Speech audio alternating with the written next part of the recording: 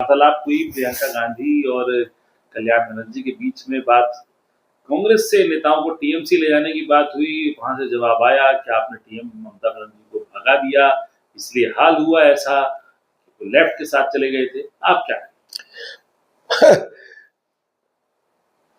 পশ্চিমবঙ্গের প্রত্যেকটা মানুষ জানে যে মমতা ব্যানার্জি নামক রাজনৈতিক ব্যক্তিত্বের জন্ম হয়েছিল কংগ্রেসের গর্ভে। কংগ্রেস পার্টি যদি না থাকতো তাহলে মমতা ব্যানার্জি এই পরিচয় কখনো পেতেন না। এই মমতা ব্যানার্জি যখন পশ্চিমবঙ্গে কেউ চিনত না, তখন কংগ্রেস পার্টির পক্ষ থেকে তাকে যাদবপুরে সোমনাথ চ্যাটার্জির মতন ব্যক্তিত্বের বিরুদ্ধে লড়বার সুযোগ করে দেওয়া হয়েছিল, আর তাকে জেতানো হয়েছিল। সহানুভূতির হাওয়া ছিল, ইন্দিরা গান্ধীর মৃত্যু ছিল, তিনি জিতেছিলেন। সেই মমতা ব্যানার্জি রাজীব গান্ধীর দৌলতে পশ্চিমবঙ্গের যুব কংগ্রেসের সভাপতি হয়েছিলেন। তখন থেকে মমতা ব্যানার্জির প্রকৃত রাজনৈতিক উত্থান শুরু হয়। সেই মমতা ব্যানার্জি কংগ্রেস দল ছেড়ে হঠাৎ করে কংগ্রেসের অধিবেশন হচ্ছে যখন কলকাতাতে 97-98 সালে, তখন তিনি নতুন দল খুললেন। অভিযোগ করলেন যে কংগ্রেস তরমুজ কংগ্রেস, আমাদের সঙ্গে নাকি আমরা নাকি লড়তে পারি না বামেদের সঙ্গে, তাই তিনি দল ছেড়ে আরেকটা দল করলেন। আচ্ছা, যেদিকে রাইটার্সের সামনে গুলি চলেছিল, যে শহীদ দিবস পালন করে উনি বাংলায় মাতব্বরি করতেন, সেদিকে তিনি তৃণমূল কংগ্রেস করতেন না কংগ্রেস করতেন? তিনি কংগ্রেসের সব নিয়েছেন। কংগ্রেসের নেতাদের কাছ থেকে তিনি সমর্থন নিয়েছেন, নেত্রী হয়েছেন, ভোটে জিতেছেন। শুধু তাই নয়, ইউপিএ সরকার হওয়ার পর এই মমতা ব্যানার্জি ইউপিএ সরকারে যোগদান করে রেলমন্ত্রী হয়েছিলেন। এই মমতা ব্যানার্জি কখনো অটল বিহারী বাজপেয়ী সরকারেরও মন্ত্রী ছিলেন। অতএব এর রাজনৈতিক চরিত্র বলে কিছু আছে বলে আমি মনে করি না। তিনি বিজেপি সরকারে একবার নয় দুবার, কংগ্রেস সরকারে দুবার, এই তার রেকর্ড। অথচ কোথাও তিনি স্থায়ী হননি, কারণ তার একটাই লক্ষ্য ছিল, সকলের ঘাড়ে চড়ে আমাকে সিংহাসন পেতে হবে। তো ঘাড়ে চড়া রাজনীতি উনি মাস্টারি করেছেন। আরেকটা জিনিসে মাস্টারি করেছেন, সেটা হচ্ছে পশ্চিমবঙ্গে বিরোধী রাজনীতি ছিল, দল ভাঙানো রাজনীতি ছিল না। চোরা শিকারীরা যেমন জঙ্গলের মধ্যে ঢুকে জন্তু জনকে শিকার করে, কেউ জানতে পারে না। মমতা ব্যানার্জি ক্ষমতা আসার পর, 2011 সালে ক্ষমতা আসার পর, কংগ্রেসের লোকদেরকে সেইভাবে চোরা শিকারীর মতো শিকার করে, কাউকে টাকা দিয়ে, ভয় দেখিয়ে, লোভ দেখিয়ে, ম্যানেজ করে, ক্ষমতা দেখিয়ে তিনি তার দলকে বড় করেছেন, কংগ্রেসে খতম করেছেন। অথচ এই মমতা ব্যানার্জিকে 2011 সালে ক্ষমতায় আনার জন্য, এই মমতা ব্যানার্জিকে 2011 সালে ক্ষমতায় আনার জন্য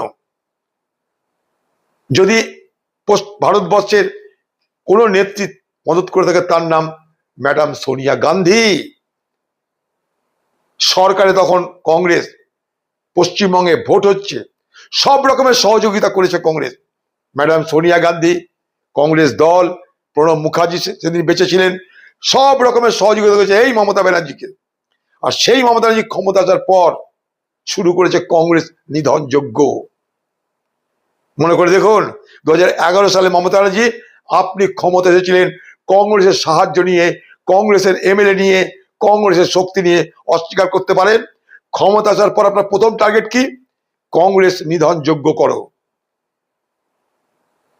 একের পর এক কংগ্রেসের এমএলএ দেখে খরিদ করো, ভয় দেখাও, ভোট করতে দিও না, পঞ্চায়েত ভোট, মিউনিসিপ্যালিটি ভোট করতে দেবে না, লোভ দেখাও, ভয় দেখাও, ক্ষমতা দেখাও, দল বাড়াও।